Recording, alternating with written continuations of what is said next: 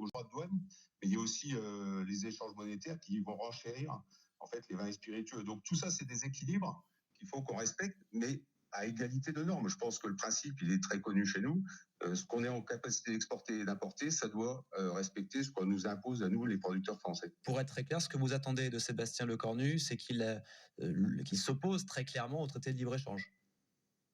Oui, s'opposer à cet accord du Mercosur qui en fait va déstabiliser notre agriculture et à un moment donné où on a besoin de redonner de la vision et des projets aux agriculteurs français, vous savez qu'on est dans un cadre de renouvellement des générations important, et il faut donner une ambition, une vision et des projets aux futures générations qui vont arriver.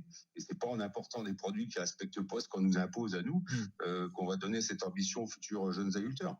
Et à un moment donné, les contrôles, il va plus falloir qu'ils soient sur nos exploitations agricoles. Les contrôles doivent être aux frontières pour contrôler l'alimentation qui rentre chez nous, dans nos territoires. Et il y a un moment donné, voilà, il faut qu'on réaffirme notre ambition agricole.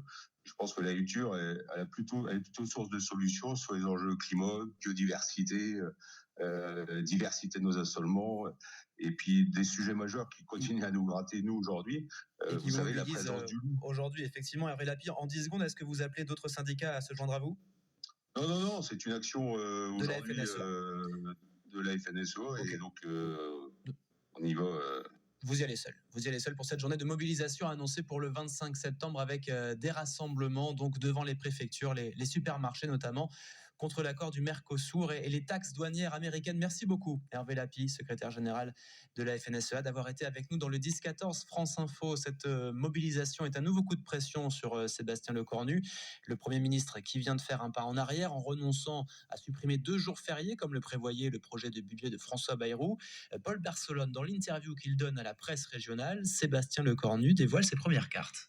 En s'attaquant au symbole, le futur budget ne correspondra pas complètement à mes convictions, reconnaît ce matin Sébastien Lecornu. En clair, pour le nouveau Premier ministre issu des bancs de la droite, l'heure est venue de faire des gestes. Il abandonne donc l'idée de supprimer 2 jours fériés qui avaient électrisé le débat public cet été. Pas question non plus de rouvrir le trop sensible conclave sur les retraites. Et surtout, Sébastien Lecornu tend la main. Oui, ouvrons le débat sur la justice fiscale. Oui, à une discussion moderne et franche, ce sont ces mots, avec les socialistes, avec les écologistes, avec les communistes, mais sans idéologie, sans aller jusqu'à la taxe Zuckman sur les hauts patrimoines. Des annonces qui, en apparence, peuvent paraître plutôt consensuelles pour un Premier ministre qui avance à tâtons et prend bien soin de ne pas braquer les oppositions ni les partenaires sociaux appelés à défiler dans son bureau encore la semaine prochaine à Matignon.